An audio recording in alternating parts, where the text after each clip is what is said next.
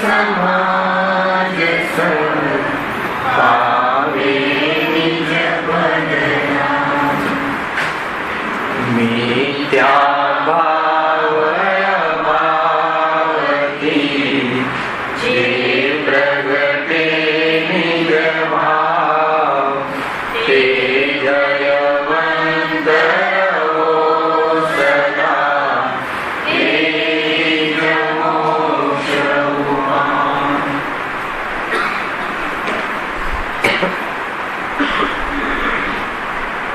આ શ્રી મોક્ષ માર્ગ પ્રકાશક ગ્રંથ છે.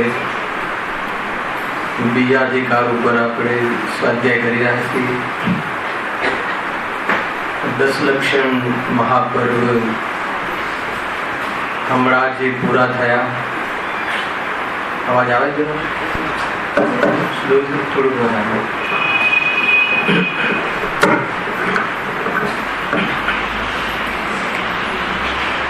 ઉત્તમ ક્ષમાદિ 10 લક્ષણ મહાપર્વ જે આનંદનું પર્વ છે, એવા પર્વ આપણે બહુ જ પ્રસન્ન ચિત્તથી મનાયા હશે. વિતરાગતા, એવી પ્રચુર વિતરાગતાના ધારી મુનિરાજ એમની મુખ્યતાથી આ ધર્મની કથન શાસ્ત્રમાં મળે છે. શું હેતુ છે એનો? કે સંયોગમાં તિલતુષ માત્ર પરિગ્રહની, પરિણામમાં અણુ માત્ર અર્થાત તો રંચ માત્ર પણ રાગની, અને એવા પરિગ્રહી મહામુનિરાજ નિર્વિકલ્પપણાને કેમ પ્રાપ્ત ના હોય? સમજવા જેવી વાત છે. ઈચ્છાના નિરોધક એવા તપના ધારી મુનિરાજ સ્થિરતાને કેમ પ્રાપ્ત ના હોય? બે વસ્તુથી આપણને ઘણી બધો ખ્યાલ આવી જશે. સ્થિરતાનું પર્વ હતું, વિતરાગતાનું પર્વ હતું, આનંદનું પર્વ હતું.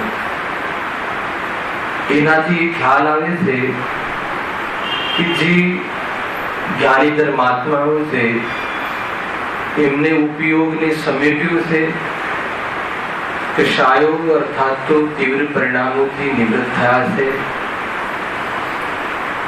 અને સ્વરૂપમાં લીનતાને પ્રાપ્ત એવા મુનિરાજ સુખને પ્રાપ્ત છે. આ પૂરું થયું ને, એના પરથી ખ્યાલ આવે છે કે આ વિતરાગ ધર્મ, સુખી થવાનો જે ધર્મ છે એ સમેટવાનો ધર્મ છે. આને સમેટવાનો ધર્મ છે. ઉપયોગને અને પરિણામોને પર પદાર્થ સંબંધી પ્રવૃત્તિના ભાવને સમેટવાનો માર્ગ છે. કેમ સમેટવું? પરદ્રવ્ય સંબંધી કરવાના ભાવરૂપ પ્રવૃત્તિને કેમ સમેટવું? જોડો આજની ગાથા. આજની ગાથા સાંભળીને જીતું.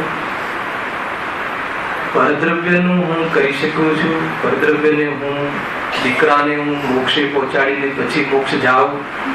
ગુરુદેવે તો ગજબની વાત કરી. ભલે મારો એક ભાવ વધી જાય, પણ બધા લોકો પહેલા પામી જાય તો કહે છે કે તારા એ ભાવ, તારા એવા એ વિકલ્પની અર્થભૂત ક્રિયા હોતી નથી. અર્થ એટલે પદાર્થ. તારી ઈચ્છા અર્થાત વિકલ્પ પ્રમાણે સામેનો પદાર્થ પરિણમી જાય એવી વ્યવસ્થા નથી. એટલે તારા એ પરિણામ નિરર્થક છે.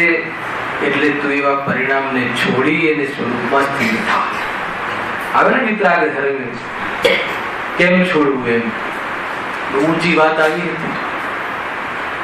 તો આ વિતરાગ માર્ગ છે ભાઈ, સમેટવાનો માર્ગ છે. ઉપયોગને સમેટવું, પરિણામને સમેટવું, પછી શું કરો કે સ્વરૂપમાં સમાઈ જાઓ. સમાવાનો માર્ગ છે. સ્વરૂપમાં સમાવ, બહારથી નિવૃત્ત થાવ. કેમ કે કોઈ કાર્ય બહારમાં તારી ઈચ્છાને આધીન નથી. તું એમ ચાહે કે આ મોક્ષ ના જવું જોઈએ તો એ મોક્ષ જતો રહેશે.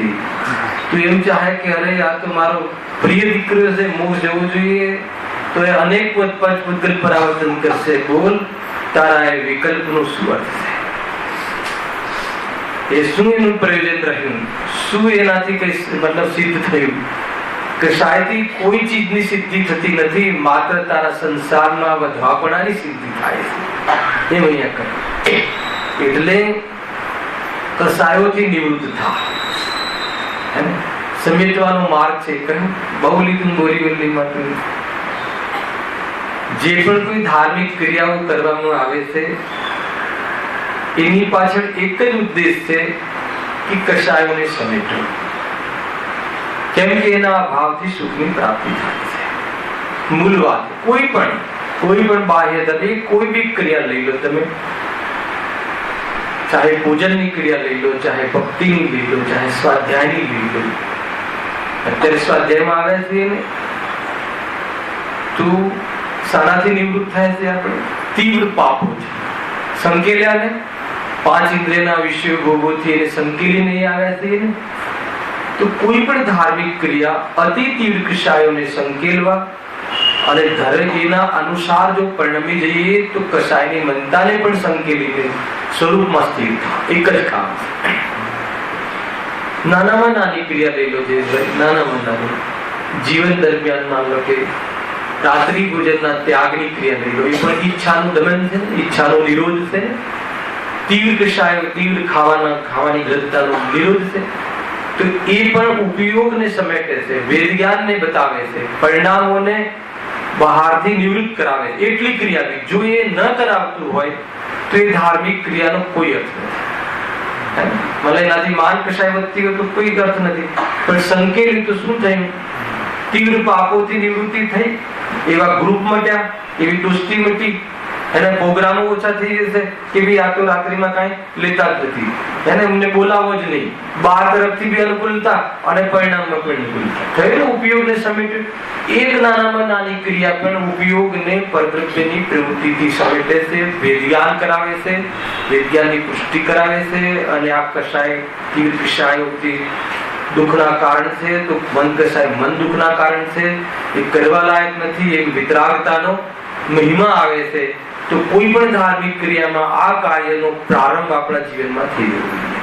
ખ્યાલમાં આ રીતે આજથી જ આવી નાની તપસ્યાનો પ્રારંભ કરી અને જ્યારે પર્વ આવે ત્યારે મોટી તપસ્યા ઉપવાસાથી કરી 24 અહીંયા તો ચાલે જ છે વિશે 48 કલાક ભોજન આદિ જે હોય છે જીવનનો અહેમ લૌકિક જીવન, બાહ્ય વ્યવહાર જીવનમાં અહેમ કાર્ય છે, એને પણ હું છોડી અને આત્મ સાધના કરવામાં લાગી. એ જ તો આ પ્રતિમાનું સ્વરૂપ ચાલી રહ્યું છે. આપણે એ રીતે આ પર્વ ઉજવવા જોઈએ. આપણે તો માનો કે અહીંયા આવવાનું થતું હતું, દર્શન કરવા આવવાનું થતું હતું સાંજે, તો એટલી પબ્લિક જોવા મળે કે જે સ્વાધ્યાયમાં તો એક ચહેરો નથી. મતલબ કેટલા નવા જીવો આવતા હશે માત્ર પર્વમાં. મને એ બતાવું એટલી સંખ્યામાં જીવો આવે કે જે આપણે આ સામે બેઠા છે તો એનાથી બીજા જીવો જોવા મળતા હતા. તો મને એવો વિકલ્પ આવ્યો કે પ્રવચનમાં તો આ લોકો દેખાતા નથી, તો માત્ર પર્વમાં જ આવતા હશે. એનો અર્થ એ થઈ ગયો ને, પર્વમાં દેખાય ને પછી ખબર નહીં શું કરતા હશે, શું નહીં કરતા હશે. હે ને? ખરેખર માત્ર 10 દિવસ માટે ઉજવવાનો આ ધર્મ નથી. 10 દિવસ તો વિશેષ આરાધના કરવાના દિવસો છે.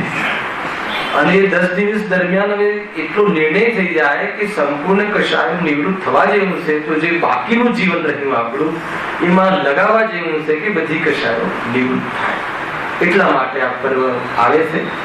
સામાન્ય ચર્ચા છે આ તો, પણ એક પર્વમાંથી હમણાં નિવૃત્ત થયા ને ક્યાં પ્રવૃત્ત થયા ખ્યાલ આવે કે નહીં?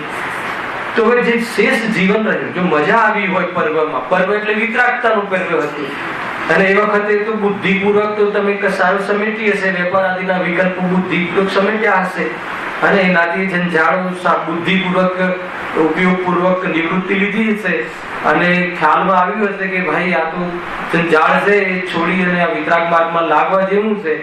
એટલી જ અગર જો પ્રેરણા મળી હોય પર્વના માધ્યમથી, તો જે બાકીનું આપણું જીવન, હવે શેષ જીવન અહીંયા 10 પ્રાણનું જીવન છે, આત્મા તો અનાદિ અનંત છે, એનું જીવન પણ વાસ્તવમાં જીવત્વ આદિ જે શક્તિઓ પણ અનાદિ અનંત છે, અને એના આશ્રય પ્રાપ્ત થતી પરિણતિ પણ સાદી અનંત કાલ જીવંત રહે છે. પરંતુ એને પ્રાપ્ત થવા માટે જે આ વર્તમાન મનુષ્ય જીવન, જે આપણું આયુષ્ય પ્રમાણ બાકી રહે છે, શેષ જીવન એ પૂરું સમર્પિત શુદ્ધાત્માને ચિંતન મનન દ્વારા એ શ્રદ્ધાન કરી અને પોતાના તમામ પરિણામોને બહારમાં વ્યવસાયમાંથી રોકી અને સ્વરૂપમાં લગાવવા જેવા છે. મનુષ્ય જીવન તો એના માટે જ મળ્યું છે, અને બહારમાં વેપાર આદિ માટે નથી મળ્યું. એ ધ્યાન રાખવા જેવું છે. કદાચ આ પર્વમાં આપણને એટલો કોલ મળ્યો હોય મુનિરાજો દ્વારા, ગુરુદેવના માધ્યમથી, અનંત તીર્થંકરોના પ્રવચનોના માધ્યમથી, તો એ જીવન બનાવી લેવા જેવું છે. બસ આટલો કહેવાનો ભાવ આવ્યો હતો. પર્વ દરમિયાન બધા પોતપોતાના શક્તિ અનુસાર એ યથાયોગ્ય ક્ષેત્રમાં જે પણ આરાધના કરી છે તે આરાધના ડે બાય ડે વધવી જોઈએ, તો અહીંયા પર્વની સાર્થકતા છે. જો આરાધના 10 દિવસ મતલબ કે મંદિરમાં આવવાને આરાધના સમજી લીધું, એને એ સંબંધી કરી લીધી, અને બાકીના દિવસોમાં બસ 5 પાપોમાં રત રહી જવું, એ તો યોગ્ય નથી. એ તો ગુરુદેવના શિષ્યોને શોભતું નથી. એવું ઘણી રીતે આપણે વિચારી શકીએ છીએ. અને જેમ જેમ ઓર ખ્યાલમાં આવતી જશે, વાતો પર્વની યાદ આવતી જશે, જે રીતે આ વિશેષ પ્રમેયો આવ્યા હશે, વચ્ચે વચ્ચે એને યાદ કરીશું જરૂર, સ્વીટ મેમરી રૂપે. ઘણી વાતો થતી હોય પર્વમાં, 20 પ્રવચન થતા હોય છે, એટલા માટે. હવે આપણે અહીંયાનો વિષય પણ એ જ ચાલે છે. કયો વિષય ચાલે છે? એના 2 કન્સેપ્ટ વિચારજો તમે. એક, મોહનીય કર્મના ઉદયમાં જીવ કેવું જીવન જીવે છે, આપણે એની ચર્ચા હતી પહેલા. તો મૂળ પંડિતજીએ જે આપણે વિષય લીધો છે, મોહનીય કર્મના ઉદયમાં જીવ, ચારે ચોકડીના ઉદયમાં જીવ, મિથ્યાત્વના ઉદયમાં, દર્શનોના ઉદયમાં જીવ પોતાનું દર્શન કરી શકતો નથી, અને બાહ્ય કરતો નથી, કરી શકતો નથી. એટલે કર્મની મુખ્યતાથી ખાલી કથન છે. પોતાના અશુદ્ધ ઉપાદાનથી કર્મના ઉદયના કાળમાં એ પરાધી પદાર્થને, શરીરાદિને પોતાને માની અને પૂરું જીવન વિતાવે છે. અંતમાં હાથમાં કાંઈ આવતું નથી. અનંતાનુબંધી અપ્રત્યાખ્યાન, પ્રત્યાખ્યાન, સંજન આદિ જે આસક્તિના લેવલ છે, એ 4 ચોકડીના ઉદયમાં જીવ સ્વરૂપાચરણ ચારિત્ર, દેશ સંયમ, સકલ સંયમ, યથાર્થ ચારિત્ર, જે આત્માના વિતરાગ ગુણ છે, વિતરાગતાનો વિકાસ છે, એને પ્રાપ્ત થતો નથી. અને પોતાના ગુણોને પ્રાપ્ત ન થવાના કાળમાં દોષ ઉપાર્જન કરી અને આખું જીવન દોષમય, ગુણમય માનીને વિતાવે છે. ગજબની વાત કરી છે. તો દોષમય જીવન, પણ એને ગુણ માનીને, ગુણ એટલે આ જીવન આવું જ હોય, આ કર્તવ્ય જ હોય. કશાયોની ભઠ્ઠીમાં જલે છે, આનું લીધું, આનું છોડ્યું, આનું મૂક્યું, બસ આ તો જીવન છે એમ માની અને જીવન વિતાવે છે. એ યદ્યપિ આત્માનું અશુદ્ધ જીવન છે, આત્માનું એ પરમાર્થ જીવન નથી. અહીંયા તો એ વિષય ચાલે, છતાં આપણે એના પેરેલલ 33 ચોકડીના ભાવમાં કેવી જાતિનું જીવન પવિત્રતાને પ્રાપ્ત થાય છે એની ચર્ચા આપણે પ્રારંભ કરી છે. તો એમાં એટલે સુધી આવ્યા છે કે ભલે આ જીવે સમ્યક પ્રાપ્ત કરી લીધું. સમજો, મૂળ વિષય ચાલુ થાય સમજો કે આ જીવ એમ સમજે છે, 2 કન્સેપ્ટ ચાલે છે, દ્રષ્ટિ પ્રધાન શૈલી અને ચારિત્ર પ્રધાન શૈલી. બે શૈલીને જો અગર સમજમાં ન આવે તો જીવનો વિકાસ થતો નથી. સમજો, માની લો કે દેહનો આત્મામાં 3 કાળે અભાવ છે, બરાબર છે. રાગનો મારા સ્વભાવમાં 3 કાળે અભાવ છે, એને લેવા દેવા જ નથી. આવી પ્રતીતિ જેને થઈ ગઈ, છતાં રાગ છૂટ્યો નથી અને શરીર સંયોગમાં પણ છે, અરે એનું લક્ષ પણ છે. તો હવે શું કરવું જોઈએ? What next? એક તો એ વાત સમજવા જેવી.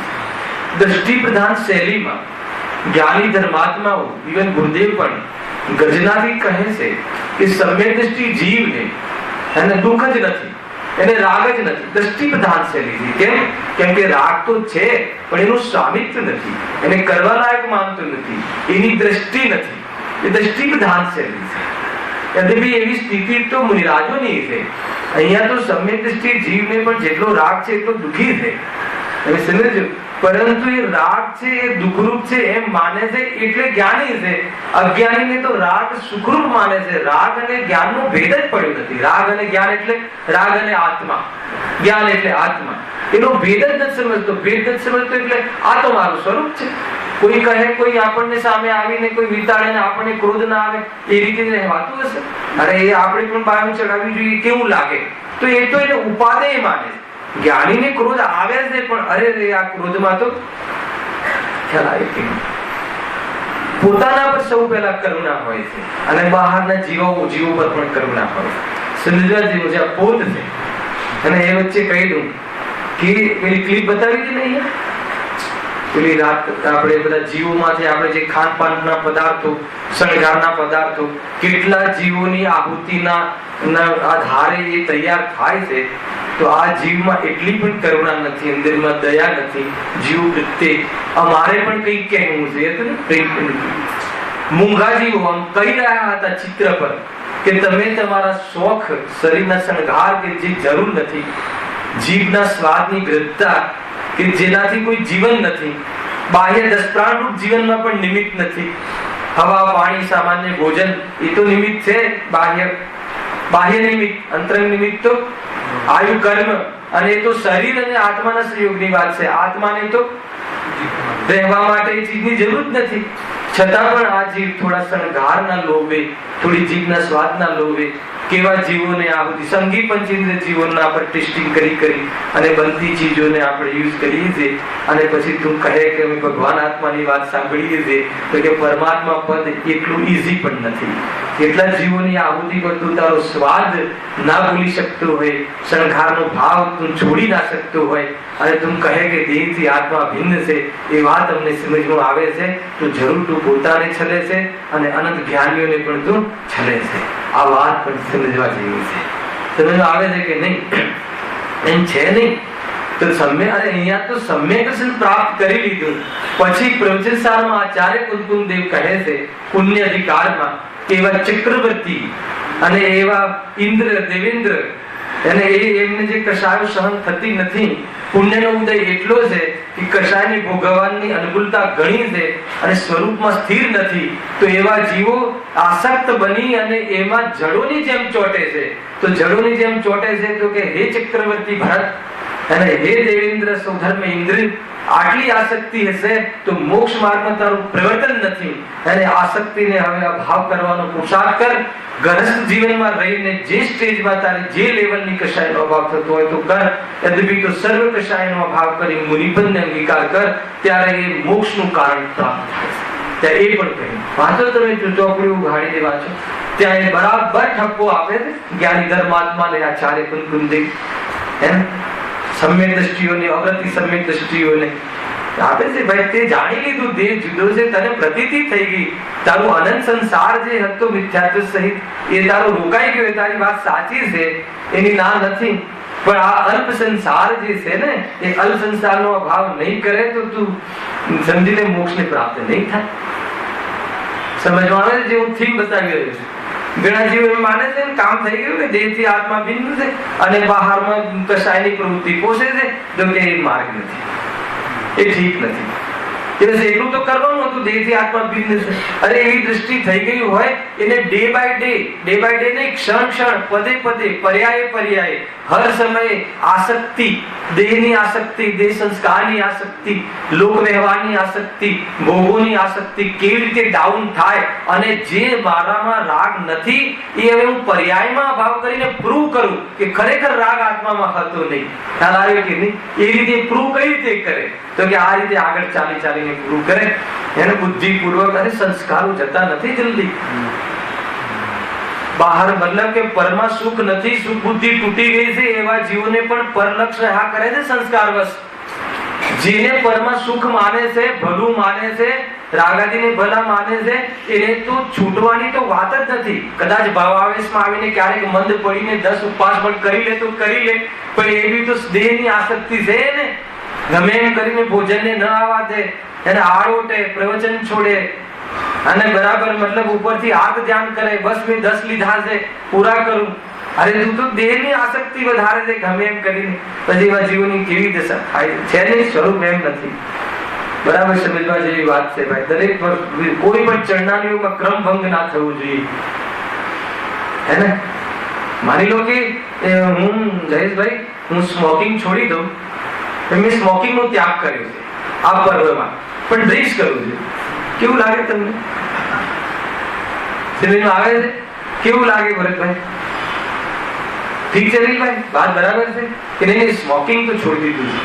અરે પહેલા પાપ પુણ્યમાં સુખ બુદ્ધિ છૂટે, પહેલા સમજજો. કદાચિત કોઈ જીવની સુખ બુદ્ધિ ના છૂટી હોય અને જૈન ધર્મનો મહિમા આવ્યો હોય, આત્માથી હોય, સમ્યક સન્મુખ જીવન વિતાવતું હોય, તો જે ધર્મમાં જે તપ કહ્યા છે, બાહ્ય તપ કહ્યા છે. બાહ્ય તપ એટલે ખબર છે? બાહ્ય તપ એટલે બાહ્યમાં ઉલજવા રૂપ લિમિટેશન, અને એવા કાલમાં સ્વરૂપનું ચિંતન કરી અને ચિંતનના ભાવોથી ઉદાસીન થઈ અને શુદ્ધોપયોગમાં, આનંદમાં, વધારી લીલામાં અને કસાયોનો અભાવ કરવો, આ આખું પેકેજ છે. કોઈ સામાન્ય કથન નથી. આ સમજમાં આવે છે કે નહીં? જીનાગમમાં એમ કહ્યું છે, બહુ વાર કહ્યું, બધી જગ્યાએ કહ્યું, જ્યાં જવાનું થયું ત્યાં કહ્યું. બોલાવે કે ભાઈ અમારા દીકરાએ 5 ઉપવાસ કર્યા છે તો તમે જરૂર આવજો, હે ને. બોરીવલીમાં તો ત્યાં સભામાં જ પૂછ્યું હતું, એક યુવા બેને કોઈ 10 ઉપવાસ કર્યા હતા તો સન્માન કરતા હતા. સન્માન કરતા કરો સન્માન, કોઈ વાત નહીં. પહેલા મને 2 પ્રશ્ન પૂછવા છે. શું પ્રશ્ન પૂછ્યું? બેન તમે ડેલી મંદિર આવો છો? ડેલી સ્વાધ્યાય કરો છો? રાત્રિ ભોજનનો ત્યાગ છે? હોટલનો ત્યાગ છે? અભક્ષનો ત્યાગ છે? હવે એમાં એકેમાં યશ આવ્યું કે ન આવ્યું એ તો એ જીવ જાણે. એના પહેલા તો 10 ઉપવાસ મોટા કરે છે તપસ્યા, તો એની પાછળ શું રહેશે? સમજમાં આવે છે કે નહીં? ક્રમભંગ છે પાપનો, એ ચરણાની યોગનો ક્રમભંગ છે. 10 ઉપવાસ મારે નેક્સ્ટ પર્વમાં કરવાની ભાવના થઈ હોય તો આજથી જીવન સુધારો. આજથી જે સ્થૂલ પાપો છે કે જે આમ જીવ છોડી શકે છે, પેલા એ છોડો. પેલા રાત્રિ ભોજનનો ત્યાગ કરો, હોટલના ભોજનનો ત્યાગ કરો, અભક્ષનો ત્યાગ કરો. એના પછી જયારે ભક્ષ ભોજન છે, તો એના પછી તમે આખું જીવન ભક્ષ ભોજન, શુદ્ધ ભોજન કરો છો, એવા શુદ્ધ ભોજન. હવે એ પર્વની અંદરમાં શુદ્ધ ભોજનનો ભાવ પણ મારે નથી કરવો પ્રભુ. હવે તો મારે બસ આટલું પણ અટવાવું નથી. હવે તો સ્વપ્નના ભેદ વિજ્ઞાન તારી સન્મુખ 24 કલાક 48 કલાક વિતાવીશ અને આપણે બંને વાતો કરીશું. કોણ? અર્જુન ભગવાનને કહે છે આપણે બંને વાતો કરીશું, તમે મુખ ઉપદેશ આપશો અને હું એટલું સમજુ થઈ ગયો છું કે હવે એ પરિણામમાં હું એ વાતને ઈશારામાં સમજી અને હું મારા કશાયોને મર્યાદામાં લાવી અને સ્વરૂપની આરાધના કરીશ. આ રીતની કન્ટિન્યુટી.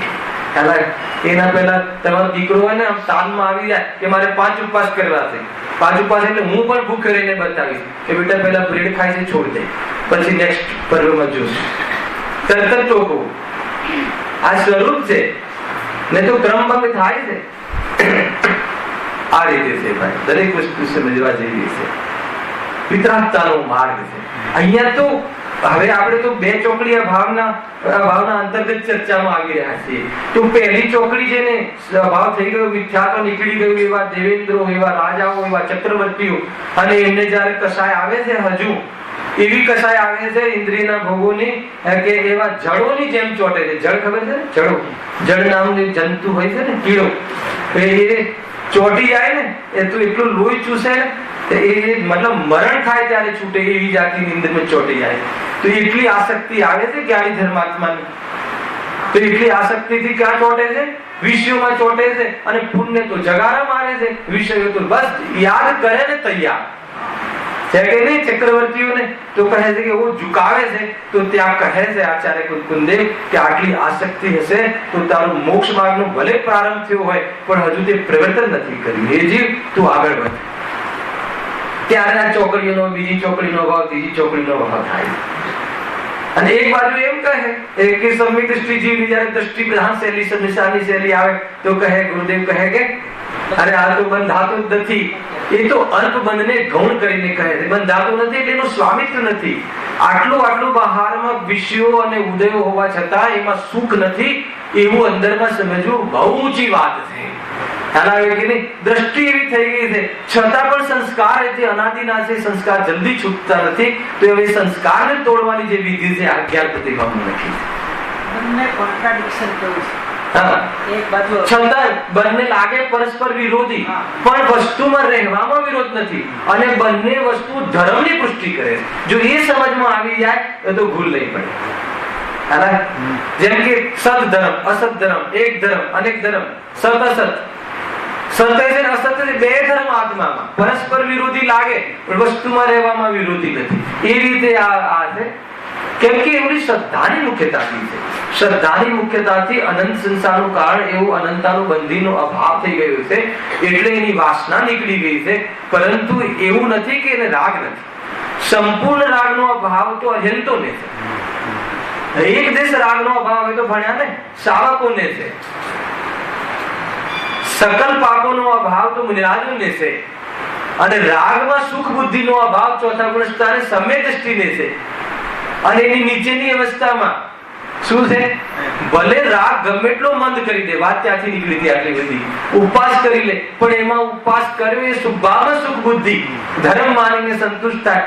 દેહને આશ્રિત અરે છે એ બધું, પણ એ બધું વિતરાગ ધર્મને અનુકૂળતા પ્રદાન કરવાના અર્થે છે. મોક્ષ માર્ગમાં અશુભથી બચવા માટે શુભ ભાવ આવે છે, નથી આવતો એમ નહીં. અને ભેદરૂપ વ્યવહાર પણ મોક્ષ માર્ગમાં હોય છે, ભેદ જ્ઞાન રૂપ. આ જુદું આ જુદું, પણ એ વ્યવહાર છે. એને લઈને જો તું પરમાર્થને ન દેખે, જેના માટે તું આ ચિંતન કરે છે એને ન દેખે, તો આ જે કરેલું છે બધું બદામ શાના માટે ચડાવીએ છીએ આપણે? બદામને શું કહેવાય? કયો અર્થ છે? ફળ. ફળ અર્પણ કરીએ છીએ પ્રભુ. તો ફળને લઈને શું યાદ આવવું જોઈએ? મોક્ષ ફળ. પણ તને મોક્ષ ફળ યાદ ના આવે ને બદામ જ દેખાય, મોટી બદામ દેખાય, ટોપ ચડાઈ દેખાય, મેં બદામ ચડાઈ, મેં આ કરી, તો કહે છે કે જેના માટે બદામ ચડાવાય ને ધાર્મિક ક્રિયા, ધર્મ ક્રિયા ઉપયોગને સમેટવા માટે ચઢાવાના ભાવમાં જેવું ફળ અર્ગમ નિર્વામિતી સ્વાહા ફળ ચડાવ્યું તો કે મારે તો મોક્ષ ફળ પ્રાપ્ત કરવું, એ યાદ આવવું જોઈએ.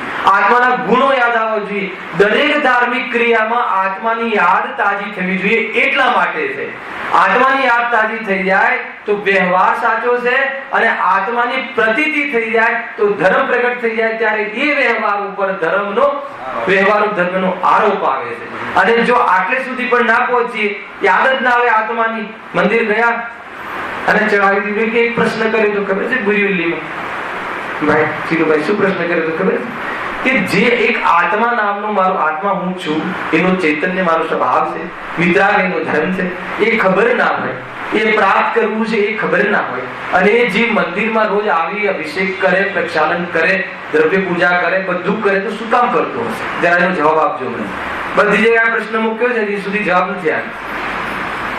પ્રશ્ન ખ્યાલ આવે મહેન્દ્રભાઈ કે એ જીવને દેહ અને આત્મા ભિન્ન છે, અને આત્માનો ધર્મ એટલે વિતરાગ ધર્મ, ચૈતન્ય પ્રભુ એના આશ્રય વિકલ્પ તૂટી જાય એવો ધર્મ આત્માથી પ્રગટ થાય છે.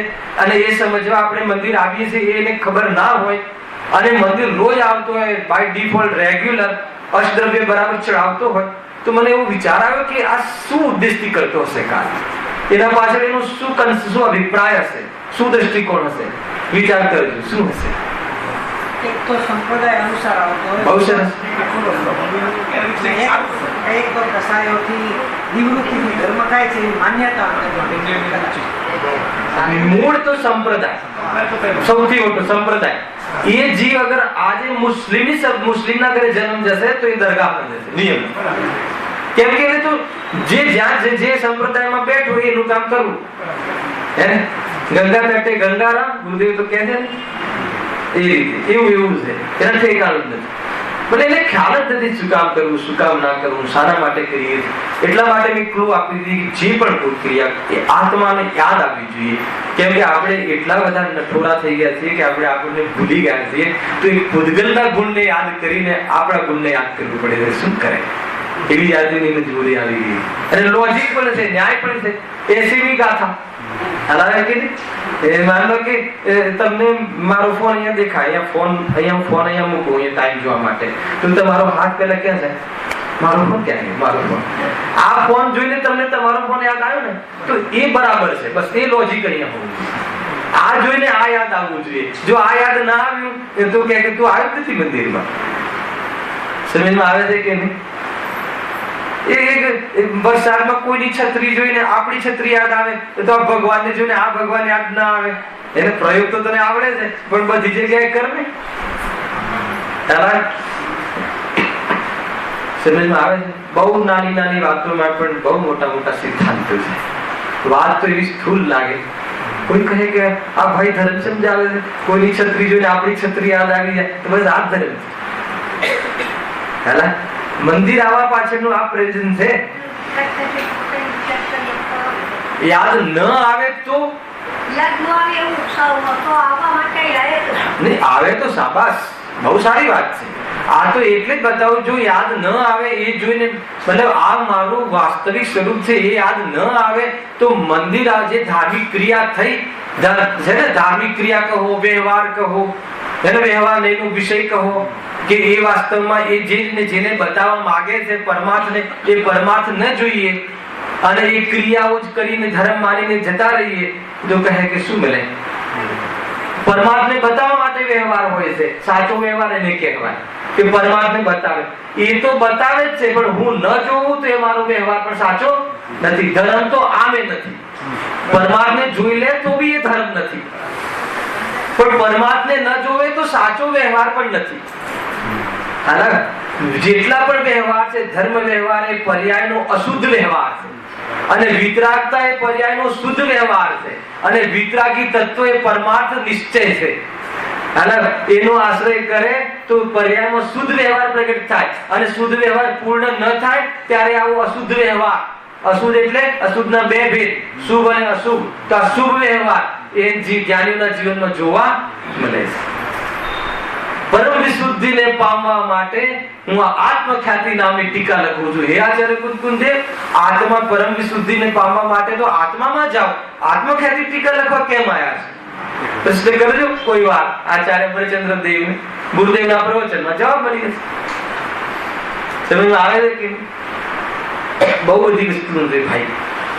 હેને આ તો પર્વ પત્યા એટલે થોડી ઘણી હેને કોઈ આપણે કોઈ મિત્ર કોઈ બહાર ગામ જાય, અમેરિકા જાય તો આવીને અમેરિકાની વાતો કરે ને, એટલે આપણે જે પર્વ મનાયા હોય ત્યાં જે પણ કોઈ વાત છે આવી જાય શું કરે? બુદ્ધિ અને આસક્તિનું ડિસ્ટિંક્શન. હા, જે ચોથા ગુણસ્થાન વાળાને બહુ આસક્તિ છે એ બેનું જે ડિસ્ટિંક્શન છે ને એ જ મુખ્ય છે. એ જ મુખ્ય. સુખ બુદ્ધિ એટલે ઉપાદેય બુદ્ધિ. ઉપાદેય બુદ્ધિ એટલે ઉપાદેય બુદ્ધિમાં રાગ મળતો નથી. રાગ હે ઉપાદેય હે બુદ્ધિ, માનો હે બુદ્ધિ કહો, ઉપાદેય બુદ્ધિ કહો.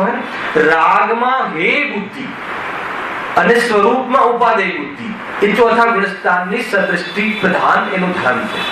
હવે રાગ છૂટ્યો નથી, વાસનામાં છૂટી ગયો છે, પણ માની લો કે સમેન્ટેશન થઈ ગયું, માનો અહીંયા બેઠીને તમને ખ્યાલ આવી ગયો કે રાગ છોડવા લાયક છે અને રાગ છોડવા લાયક છે એવી પ્રતીતિ કરી શુદ્ધ ઉપયોગમાં જઈને સ્વાદ લઈને કે જરા પણ એક મોમેન્ટમાં રાગ ન રહ્યો અને મોમેન્ટમાં ઉપયોગમાં અને એવો તમે સ્વાદ લઈ લીધો કે હા રાગ વગર તો ખરેખર આનંદ છે, એ પ્રતીતિ પૂર્વકની વાત છે. બરાબર? હવે માની લો કે છતાં પણ તમારું જે દુકાન જવાનો રાગ છે, ભોગાદીના રાગ છે, રાગ છૂટ્યા નથી, એ જ ઇટ ઇઝ વર્ણન તમારું વર્ણન એ જ ઇટ ઇઝ, જરા પણ ફરક નહીં પડે. તો રાગ મટ્યો નથી. રાગ જે મટ્યો નથી આસક્તિ, પણ રાગમાં હવે રમવા જેવું નથી એવી જે પ્રતીતિ થઈ ગઈ એ સુખ બુદ્ધિ તૂટી ગઈ. ખ્યાલ આવે કે નહીં? એટલે મેં આ કહ્યું કોઈ જીવને રાગ આદિમાં આમાં અરે કેવી મજા આવે છે, મન કશાયમાં કેટલા વખાણ કરે હેને. આ મતલબ કે મેં 10 દિવસ આ ન કર્યું તે ન કર્યું, એના કશાયો મારી બંધ પડી અને મેં સ્વાધ્યાય આદિ એ બંધ કશાયમાં બધી પ્રવૃત્તિ નહીં હોતી અને આખા સમાજે મારા વખાણ કર્યા, સન્માન કર્યું, આ કર્યું તે કર્યું. તો એ શું થઈ ગયું? પુણ્ય ભાવમાં ઉપાદેય બુદ્ધિ, એને એમાં સુખ લાગ્યું. જ્ઞાનીને પણ હોય છે આ બધી ક્રિયાઓ, પણ એમાં શું માને છે? અરે આ તો મન કસાય છે, આ કસાય છે, આમાં તો ઉલજવા જેવું નથી. કેમ કે એનો સ્વાદ ચાખ્યો છે ને કે આ પણ જરા નિવૃત્ત થઈ અને આનંદમાં રહું, એ એનું ટાર્ગેટ છે. ખ્યાલ આવે? પણ આ છૂટતું નથી, બચતું નથી. આટલો રાગ આવતો આવ્યો ને ગુરુદેવ કહ્યું જ્ઞાનીને પણ સમજાવવાનો રાગ આવે છે મને એ પ્રશ્ન થયો ચાલુ પ્રવચનમાં, ગુરુદેવ આટલી ગર્જનાથી કહે છે એને કે કોઈ વાણી કોઈની વાણીથી કોઈનું કલ્યાણ થતું નથી. તમે સમજો મારે શું કહેવું છે? એને એ જીવનું કલ્યાણ એના વિતરાગ ભાવથી થાય છે. સમજો, હું ગમે એટલું અહીંયા સમજાવવાનો ભાવ આવે અને એ સમજી જાય એવું છે નહીં, તો આપણે એ વખતે ગુરુદેવની સભામાં બેઠા હોય તો એટલું જરૂર પૂછો કે હે ગુરુદેવ તમે શું કામ સમજાવો છો? જરૂર પૂછે, મળીશું ત્યાં પૂછીશું. પૂછીશું શું? પૂછ્યું પણ છે ને જવાબ પણ છે, ક્યાંય જવાની જરૂર નથી, એટલી તૈયારી કરાવી છે જીવ. શું જવાબ આવ્યો? સૌથી પહેલા તો કોણ સમજાવે એનું પેટન્ટ. તો પછી આ કરી રહ્યા છો શું છે? મને મારી ભૂમિકામાં ભાઈ સમજાવવાનો રાગ આવ્યો છે, હું એનાથી બચતો નથી, એ મને ખ્યાલ માટે આ વાત રહી. મને સમજાવવાનો રાગ આવ્યો, એનાથી જ્ઞાની બચી શકતો નથી. પણ આજે આ રાગ આવ્યો છે, આ રાગ આવ્યો છે અને આ બંધન છે, એમ એની શ્રદ્ધા છે, એમ એની દ્રષ્ટિ છે, એમ એની પ્રતીતિ છે, એમ એનો ભરોસો છે, એમ રાગ પ્રત્યે એનો દ્રષ્ટિકોણ છે. એટલે શું થશે? એની ક્રેડિટ નથી ચાહતો. સૌથી પહેલા તો એ થઈ ગયું એમાં સુખ બુદ્ધિનો અભાવ. એનો ભાવ હાસિલ કરાવો, સુખ બુદ્ધિનો. ઉપાદેય બુદ્ધિ, સુખ બુદ્ધિ એટલે લાભ, એનાથી લાભ નથી માંગતો. તો કરે છે શું કામ? એ તો ચર્ચા ચાલે છે આપણે જ્ઞાનપતિમાં કે સંસ્કાર છૂટતો નથી. આદત હતી ને પેલા પાપમાં આદત હતી. પાપમાં કઈ સારું લાગે તો ઘેર આવીને બધાને કહેવાનું જોઈએ આ પિક્ચર સારું છે, આ હોટલ સારી છે, આ સારું છે. આદત હતી. હવે એ તો આદત મટી ગઈ. હવે આ એ જોઈ આયા સ્વયં અંદરમાં બેસીને જો કે ભાઈ બહુ સારું છે, ચલો ચલો તો કહેવાથી બસ આપણે થતું નથી. હવે સંસ્કાર તો છૂટ્યો નથી. પણ કે જ્યાં સુધી તને એને બધા જીવો પણ આ પામી જાય એવો વિકલ્પ રહેશે ત્યાં સુધી તારું કલ્યાણ અટકશે. પછી 5 દિનના ભોગોની તો શું વાત છે? જ્યાં અહીંયા આટલો ભાવમાં અટકે જો કે તું અટક્યો છે, ભટક્યો નથી પણ અટક્યો છે. ભટક્યો તો એને કહેવાય કે જે એમાં માની લે કે નહીં મેં તો આ વખત તો બોરીવલી સમાજને પમાડી દીધું, ગયો તું તો ગયો. ખ્યાલ આવે જીતુભાઈ? વાસ્તવિક પુરુષાર્થની શરૂઆત તો એથી છે. અનંત પુરુષાર્થ, અનંત સંસારનું પછી બસ વાત ત્યાં છે. કેવી વાત તો બહુ ઊંચી છે. સમ્યક દર્શન પહેલા તો કઈ પ્રારંભ થતો જ નથી. ન જીવનનો પ્રારંભ થાય છે કે ન સુખનો પ્રારંભ થાય છે કે નહીં, કઈ પ્રારંભ થતો. એ તો મરેલું જ છે જીવ. સમ્યક દર્શન પહેલા તો એવું સમ્યક દર્શન થયા પછી જ બધું સ્ટાર્ટ થાય છે. જે પણ હોય પછી જ એના વ્યવહારને ધર્મ નામ કહેવાય. એના પહેલા તો કશું જ નથી. તો તમને એવો પ્રશ્ન ના થાય કે અમે તો એ લેવલમાં છીએ, ધર્મ તો સમ્યક દ્રષ્ટિને તો સમજવાનું જ નથી, હવે અમારે સમજવાનું છે. તો કે સમ્યક સન્મુખ એક પોઝિશન છે, બહુ ઊંચી વાત છે. એટલે મને પ્રશ્ન પૂછ્યો તો બોરીવલીમાં કે તમે આટલી ઊંચી વાત બધી ધાર્મિક કરો છો, પણ અમને તો અમારા માટે શું છે? એક આખું પ્રવચન એના પર કર્યું હતું પછી કે અમારા માટે જો કે એ જ્યારે એક જ્ઞાનીના જીવનને જોઈને આપણે આપણા જીવનમાં વેદ જ્ઞાનની પુષ્ટિ અને રાગના અભાવનો મહિમા થવું જોઈએ કે કશાય ન રાખવું. એ આપણી ભૂમિકા છે. અત્યારે હર દમ, હર પર્યા, હર ઘટના, હર પોઝિશન, હર સિચ્યુએશન, હર ઉદયોમાં એ નક્કી થવું જોઈએ કે ખરેખર એકબીજાનું કાંઈ થતું નથી. એકબીજાથી એ નક્કી થવું જોઈએ. નક્કી થયું હોય તો પુષ્ટ થવું જોઈએ. હલાવ્યો કે નહીં આપણું અત્યારે તો એનાથી શું થશે કે એના રુચિના અંશો છે ને ડાઉન થશે. પરિણતિની અંદર મોહ ઢીલો પડશે. જે પાસ બંધાઈ ગયા હતા ને બરાબર કઠોર હતો ને અંદરમાં કઠોર જીવ હતો, અને બહારનો પ્રપોઝનેટ કસાયમાં તીવ્ર થાય એ વાત જુદી છે. મોહ, લગાવ, એટેચમેન્ટ, મિથ્યાત્વ, ભ્રાંતિ, જે આપણી દ્રષ્ટિ, જેની દ્રષ્ટિ કહેવાય એ શું થશે? ડાઉન થશે. ડાઉન થશે તો શું થશે? આત્મકલ્યાણનો અવસર ઉભો થશે. બસ આપણા માટે આત્મકલ્યાણ એટલે સામાન્ય વૈરાગ્ય જન્મ થશે. વિતરાગતાના ચરણ જ્યાં પડવાના છે ભૂમિ તૈયાર થશે. ક્યાં? વર્તમાન પર્યાયમાં.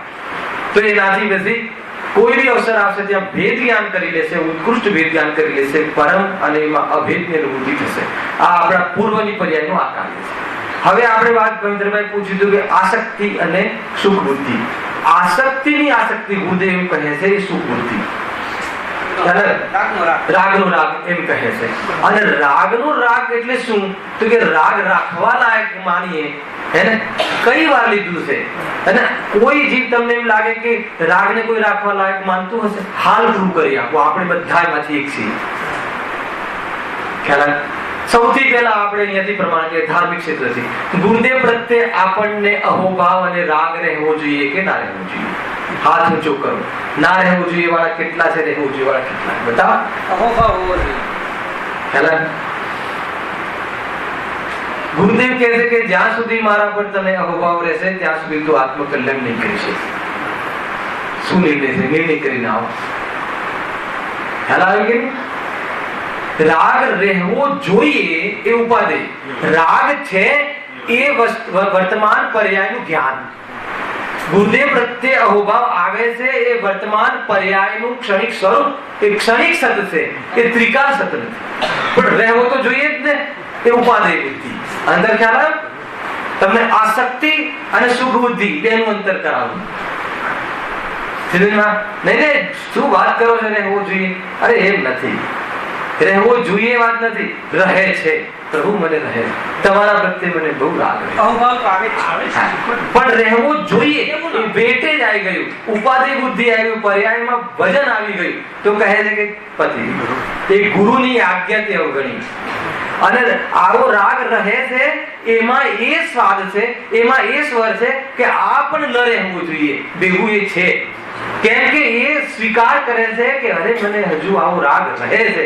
એનો અર્થ કે આ દોષ છે જોડે જોડે સ્વીકાર થાય. એનું નામ એનામાં હે બુદ્ધિ. સમજમાં આવે છે? વાત એકની એક જ છે.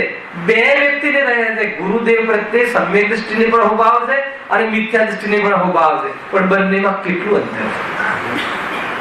સમજમાં આવે? બંનેના ડિફરન્સીસ. આ કોઈ હવે કાલથી તમે કહો છો એ રીતે અહોભાવ કરીશ કે ગયો, એમ નથી હોતું. નહીં, હું હવે એવું રાખીશ કે આ કરવા લાયક નથી અને હું કરીશ, તો એ ઉપાધિ બુદ્ધિ જ છે. અરે બહુ ભારે કામ છે ભાઈ, હે ને? એ આ તો એક મતલબ કે એક તરણા પાછળ આખું સાગર છે. આટલું તરણું રહી જાય છે તો આખું સાગર ચૂકી જવાય. કોઈ નાની વાત નથી. કિનારા પર ડૂબે તો દુઃખની વાત છે, મધદરિયે ડૂબે તો સમજમાં આવે છે.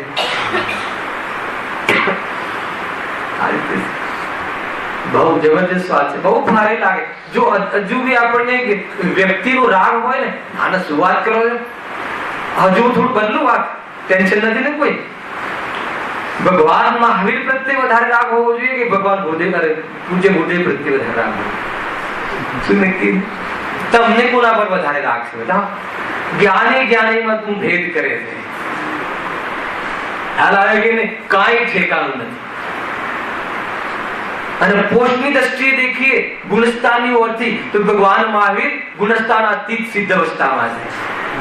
એ રીતે જોઈએ તો પણ બહુ અંતર છે ભાઈ. દરેક વસ્તુ તમારે એના પ્રમાણ રાખીને સમજવું પડશે. જૈન ધર્મ તો વ્યક્તિત્વનો ધર્મ છે. સત્ય મેં કીધું, સત્ય ધર્મમાં સત્ય વ્યક્તિનિષ્ઠ નથી, વસ્તુનિષ્ઠ છે. અરે બહુ મોટું ભેદ છે. ક્યારેક એક ચેપ્ટર ખુલશે ને તો નીચેની ધરતી હલી જશે. સ્વરૂપ તો સમજવું પડશે. આ ગાદીએ જે વાત સત્ય તો એ કહેવામાં આવશે. હાલ આવે કે નહીં? ભરત ચક્રવર્તીને આદિનાથ ભગવાનને મોક્ષ થઈ ગયો, નિરાશ હતા. તો કહ્યું કે કેમ નિરાશ છો? ની માતાએ પૂછ્યું, છખંડ જીતીને આયા છો ને? તો કહે છે કે હે માતા, શું કહે છે કે મને આ ધર્મ પિતા પ્રત્યે હજુ આટલો રાગ છે. આટલા રાગના કારણે હું અટક્યો, એ જીવ તો કલ્યાણ કરીને જતા રહ્યા. સમજમાં આવે છે?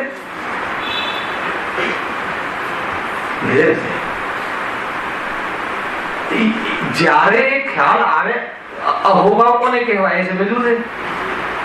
એમને બતાવેલા માર્ગે ચાલવું એનું નામ અહોભાવ છે. એમને બતાવેલા માર્ગ, એમને જે દ્રષ્ટિ દેખાડી એ દ્રષ્ટિએ દેખવું અને એમને જે જીવન આચરણ બતાવ્યું એ આચરણ કરવું, ત્યારે અહોભાવ કહેવાય. ખાલી કથનમાં અહોભાવની કોઈ કિંમત નથી. કેમ કે વાણીનો ધર્મ નથી, વાણી વિલાસનો ધર્મ નથી, ભાવનાઓનો ધર્મ છે. ભાવ સાથે ધર્મને સંબંધ છે. ચાલો ભાવ શું કહેવાય? અંદરમાં કરુણા નથી જીવો પ્રત્યે, અને પોતાની દ્રષ્ટિ, પોતા આત્મદ્રષ્ટિ કરવાનો તારો પ્રોગ્રામ નથી, તો તું કહે કે મને અહોભાવ છે જ્ઞાનીઓ પ્રત્યે, તો કહે કે તું તને છલે છે અને તું જ્ઞાનીઓ પ્રત્યે પણ માયાચારી કરે છે. સમજમાં આવે છે? બહુ મતલબ કે જબરજસ્ત વાત છે. હું ક્યાં ઉભો છું એ પોતે નક્કી કરી લેવું. આમાં મને કોઈની કઈ ખબર નથી, મારે ખબર કરવી નથી, પણ આપણે ક્યાં ઉભા છીએ એ સમજવા માટે હું આ વક્તવ્ય આપી દઉં છું. અટકે છે જીવ, આપણે બધા અટકી જઈએ છીએ, ક્યાંય ને ક્યાં અટકી જઈએ છીએ. તો અટકવાનો માર્ગ નથી ને ભાઈ, એટલા માટે આ કહેવાનો ભાગ આવે છે. સમજમાં આવે? શું પ્રશ્ન ચાલતો હતો? શું વાત કર્યો છે? રાગનો રાગ એટલે શું? રાગમાં લાભ માનવો, રાગમાં ગમવું, રાગનો ઉપાદેશ. તો આપણે એક તો આ ફિલ્ડમાં જોયું. હવે આવો બીજું ફિલ્ડ. બીજું કયું ફિલ્ડ? 24 કલાક આપણે મરીએ છીએ રોજે, મરીએ ઈશ્વરથી. અરે આપણી ચોકટ ઉપર તું તારી દ્રષ્ટિ એટલી બુલંદ બનાવ કે રાગ આવીને તારી ચોકટ પર પ્રાણ છોડી દે. તો એ રાતનો ચૈતન્ય જાતિનો જીવ છે. વાત તો એ છે. અહીંયા તું કહે છે કે પૂર્વગલમાં ઝડપે ઝુક જાતા એ ચેતન, હે ને? તો 24 કલાક ભાવરણ કરે છે. હવે ત્યાં આવો, રાગનો ઉપાધિ બુદ્ધિ બતાવું છું, બરાબર છે? સમજો, વાંધો નથી ને? માન લો કે તમારા દીકરાનો દીકરો તમારા ખોળામાં બેઠો છે, એના પર વાલ આવે છે, એના પર રાગ પુષ્કળ છે. બોલો, રાગ આવવો જોઈએ કે ના આવવો? એટલો રાગ હોવો જોઈએ કે ના હોય? ના હોય તો શું થાય? ના હોય તો વિકરાળતા થઈ જાય. પણ મંજૂર છે? મંજૂર છે? મંજૂર નથી નો શું? એક પતિને પત્ની પ્રત્યે પ્રેમ ના હોય એ મંજૂર છે? પત્નીને પતિ પ્રત્યે પ્રેમ ના હોય મંજૂર છે? એનો અર્થ એ થાય એ ઉપાધિ બુદ્ધિ. હા, અરે આટલો પ્રેમ છે એટલે હું તારા રાગમાં, તારા કાને નહીં, સ્વયં તારા રાગમાં હું એવો અટક્યો છું. કહું આગળ, એવો અટક્યો છું કે તારા વગર મંદિર જવાનું ફાવતું નથી. તું કલાક લેટ રેડી થા તો પ્રવચન પછી જશું, પણ સાથે જશું. અરે શું છોડ્યું રાગમાં? અવસર છોડ્યો. એક ચિત્ર, એક ફોટો ખેંચીએ ને, આપણો સીન ખેંચીએ ને, તો આપણને રાતનો સીન ખ્યાલ આવે. એમ કહીએ કે હવે તું તારી રીતે મારા ટાઈમ ચૂકવો નથી, હું તો માગું છું. તો એમાં અન્યાય કર્યો કે ના કર્યો? એમ કેવું ચીનુભાઈ સીધે સુધી એમ પૂછ્યું છે, તું બધું તારી જવાબદારી, હું તો આ ચાલ્યો. હલાવે કે નહીં ભાઈ? બધા જીવો સાથે જઈએ તો એ ટાઈમ પર બધા પહોંચીએ એવો રાગ આવ્યા વગર રહે નહીં. પણ એના પ્રત્યે એટલી આસક્તિ હોય છે, એટલી ઉપાદેય બુદ્ધિ હોય છે એને કે જીવ કોઈ બી તમે રાગ વગર જીવનની કલ્પના કરો. રાગ વગર જીવનની કલ્પના મોક્ષ તત્વ સંબંધી ભૂલ છે. આખી વાત ચાલે આ દેહ છે, દેહ પ્રત્યે એટલી તો આસક્તિ હોવી જોઈએ ને કે તકલીફ હોય તો દવા લેવી જોઈએ. આ બધું હોવી જોઈએ કે ના હોવી જોઈએ? હોવી જોઈએ. શબ્દ તો કદાચ જીવ શબ્દ બદલી નાખે પણ છે ભાવની વાત, પણ શબ્દથી જ સમજાવીએ ને આપણે. કઈ રીતે સમજાવીએ? વાચ્ય વાચક છે સંબંધ, વાચ્ય વાચક નિયોગ. એટલે આ એક જ શ્લોક તો ચાલે, તો આપણે એક જ બંગલા છે. ચાલ, સમજમાં આવે? બહુ મોટી વાત છે ભાઈ. સમેશાનમાં તો શુદ્ધાત્માની વાત છે. જેના આશ્રય સાધી અનંત કાલ તીર્થંકરો આનંદ કરે છે, જેના આશ્રય મુનિરાજ પ્રચુર આનંદનું વિદન કરે છે. અરે જેના આશ્રય એના ગ્રસ્ત જ્ઞાનીઓ ઉદયોમાં પ્રભાવિત થતા નથી. અરે જેના આશ્રય અથવા જેના રહેવાથી, જેના કારણે અજ્ઞાનીને પણ ચેતન જ્ઞાની મંગલ કહી દેવામાં આવે છે. શું વાત છે! ચેતન સ્વભાવ શુદ્ધાત્મા. સમજમાં આવે છે વાત? બે શુદ્ધાત્માની બહુ ઊંચી વાત છે. પણ એને પ્રગટ થાય છે કે જેને આ પ્રાપ્ત કરવું છે.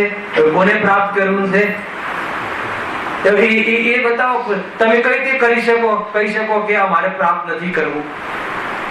શું વાત કરો છો? રાત્રિ ભોજનનો ત્યાગ છે, આ છે, બધું છે, કોઈ ખાતા પીતા નથી. અમે કયા આધાર પર તમે કહો છો અમને કે અમારે આત્માની પ્રાપ્તિનો અમને અમારો પોશાક નથી? તમે જે કહો છો એના પરથી જ ખ્યાલ આવે. નહીં, તમે કહો છો ને અમે આ કર્યું, તે કર્યું, આ કર્યું, તે કર્યું, તેથી શું? એ કરીને જે કરવાનું હતું એ કર્યું, આત્મા ગમ્યો, સ્વરૂપનું ચિંતન આદિથી આત્માની અનુભૂતિ થઈ. કોની વાત કરો છો તમે? પતિ આમ પૂછે છે, કોની વાત કરો છો તમે? આત્માની વાત કોની વાત કરો છો? બધું કરીએ તો છીએ, હવે વળી હજી બીજી વાત કઈ હોઈ શકે? જીવો અહીંયા પણ અટકેલા છે. એ રીતે છે ભાઈ. અને આ તો દીનતા હિંતાનો માર્ગ નથી, યાચનાનો માર્ગ નથી. અંજ માત્ર પણ તને યાચના વર્તાતી હોય, જ્યાં સુધી પૂજ્ય પૂજક ભાવ ઉભો છે ત્યાં સુધી શ્રેણી નથી ચડાતી ભાઈ. વાત તો આ સુધી આ લેવાની. કર્તૃત્વ બુદ્ધિ છે અને ખ્યાલમાં નથી આવતું કે કર્તૃત્વ બુદ્ધિ છે. એ કેટલો મોટો દોષ છે. કર્તૃત્વ બુદ્ધિ હોવા છતાં એક ના મને કર્તૃત્વ બુદ્ધિ નથી, હું કઈ અરે કર્તૃત્વ બુદ્ધિ નથી. પછી મેં પૂછ્યું તું સમ્યક દ્રષ્ટિ છે કે ના? સમ્યક દ્રષ્ટિ તો ગુરુદેવ, તો બધી કર્તૃત્વ બુદ્ધિ છે કે નહીં? કાંઈ ઠેકાણા નથી મહેન્દ્રભાઈ. શું કહે? અરે પર્વ પછી તમે આટલી નીચી વાત કરો, બહુ ઊંચી વાત કરી, સાવધાન થવાની વાત કરી. અને જ્યાં અટક્યો છે ત્યાં છોડ. તું આત્મ કલ્યાણ નો માર્ગ છે ભાઈ. સમજમાં આવે છે કે નહીં? જનરલ વાતો થઈ પણ ઘણી બધી ઉપયોગી વાતો આ એ વાત છે કે ખરેખર એને વેદનાની શરૂઆત થઈ જાય. આ જો બહુ સાચી વાત, બહુ સાચી વાત. અટકાવ અહીંયા જ બેઠો છે ને મોટો.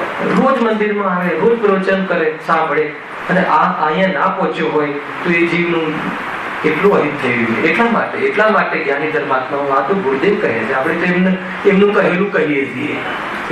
કહીએ એટલે શું? સાંભળીએ છીએ. કહીને આપણે સાંભળીએ છીએ. ખાલી બસ ફરક એટલો છે કે હું અહીંયાથી તમને બતાવું, બાકી આપણે બધા એક જ જાજમ પર બેઠા છીએ. તમે સમજો, ઉપદેશ તો જ્ઞાનીઓ કરી રહ્યા છે, આપણે બધા સાંભળી રહ્યા. ખ્યાલ આવે છે?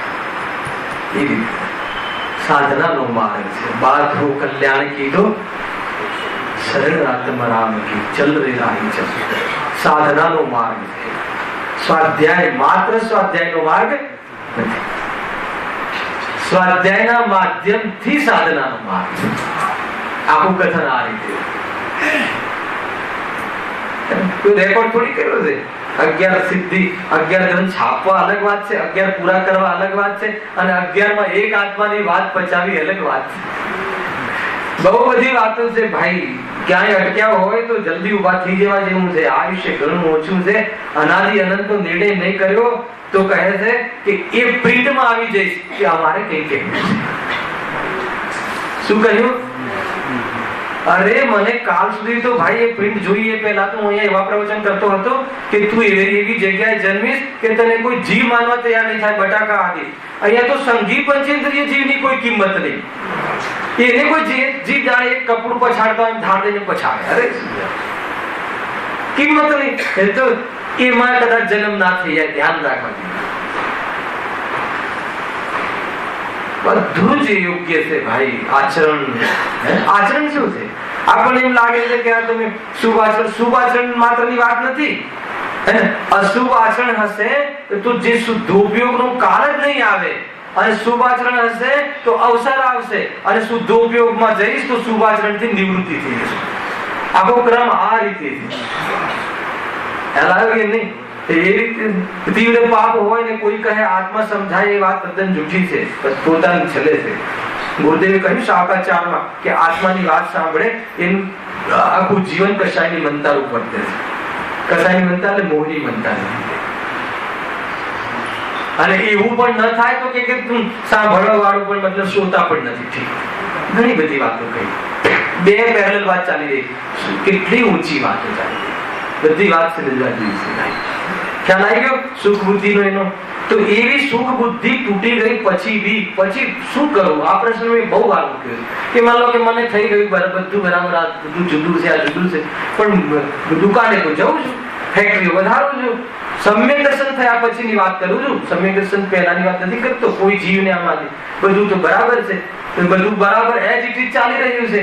તો હવે શું કરશે કે હવે જે આટલો રાગ આવ્યો છે ને એને અભાવ કરવાનો રૂપ પુરુષાર્થ થશે કે નહીં, તો સીધો નથી થઈ શકતો, એટલે લિમિટેશન લાવે છે, એટલે એને લોકેટ કરે છે, એને મર્યાદામાં લાવે છે, બુદ્ધિપૂર્વક યત્ન છે કે હવે મારે આટલો વેપાર નથી જોઈતો. કેમ? અંદર બીજી વાત ચાલે છે. વેપાર તો આત્મા કરી શકતો જ નથી હે ને, પરંતુ આટલો ભાવ આવે છે એમાં હું એ ચૂકી રહ્યો છું, એને ખેદ વર્તાય છે, એટલે એના ભગવાનની સામે નીકળી પડે છે કે ભાઈ, હે ગુરુદેવ, હે આચાર્ય, હે તીર્થંકર પરમાત્મા, આજે કમસે કમ આજનો દિવસ મારે આ ભાવથી નીવડું, પછી શું, પછી એને જે કરવાનું છે કામ કરે. આ રીતે એને મર્યાદામાં લાવવાનું વાત છે. હાલાકી એને અને પોતાનો ઉદ્યમ વ્યક્ત કરે. કેમ કે જ્યારે રાગ આત્મામાં નથી તો પર્યાયમાં તો દેખાય છે, તો હવે હું પ્રૂવ કરીને રહીશ, હે ને, એને સિદ્ધ કરીને રહીશ. પ્રૂવ એટલે સિદ્ધ કરીશ પોતાના માટે કે રાગ જો આત્મામાં નથી ને એટલે પર્યાયમાંથી કાયમી જતો રહ્યો. જુઓ આ સિદ્ધ દશા ને જુઓ આ મારી દશા, આટલી આટલી ચોકડી કઈ, એ રીતે પ્રૂવ કરે. એવું નથી કે સમય બરાબર રચ્યું પચ્યું રહે છે, એ રીતે બરાબર સમજો. હવે કાલે આપણે આ ભૂમિકા તૈયાર થઈ, હવે જે 11 પ્રતિમામાં 8મી પ્રતિમાનું આપણે ચર્ચા થઈ ગઈ છે. 9, 10 ને 11 પ્રતિજ્ઞા. પ્રતિમા એટલે શું છે? પ્રતિજ્ઞા. કઈ પ્રતિજ્ઞા?